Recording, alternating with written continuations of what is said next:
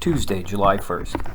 In the night I heard Mrs. Wilson's baby crying very hard indeed. It had fallen from the wagon. It cried for nearly an hour. He struck his head. Friday, July 4th. Today is the 4th of July, and here we are away off in the wilderness and can't even stay over a day to do any extra cooking. The men fired their guns. We wonder what the folks at home are doing, and oh, how we wish we were there. Albert is not well today, so I drive. I have been in the habit of sleeping a while every forenoon, so naturally I was very sleepy driving. Went to sleep a multitude of times, to awaken with a start, fancying we were running into gullies. After going a short distance, we came in a sight of a mail station. On the other side of the river there were several buildings. They were of adobe, I suppose. Nearly opposite on this side of the river, we passed a little log hut, which is used for a store. It was really a welcome sight after going 400 miles without seeing a house of any kind. Wednesday, July 9th. We hear many stories of Indian depredations, but we do not feel frightened yet. Friday, July 11th. There was a little child run over by a wagon in the walkers' train, who were just ahead of us. The child was injured quite seriously. They sent for a German physician that belongs to our train to see the child that was injured. He said he thought it would get better. Sunday, July 20th. The men had a ball play towards night. Seemed to enjoy themselves very much. It seemed like old times.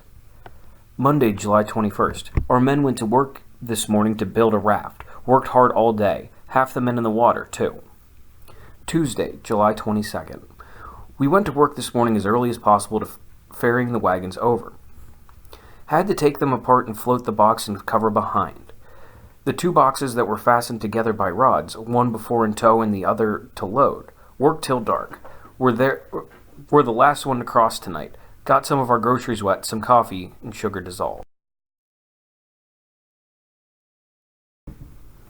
Saturday, July 26th. Annie McMillan had lagged behind, walking when we stopped. The whole train crossed the creek before they thought of her. The creek was so deep that it ran into the wagon boxes, so she could not wade. A man on horseback went over for her, and another man on a mule went to help her on.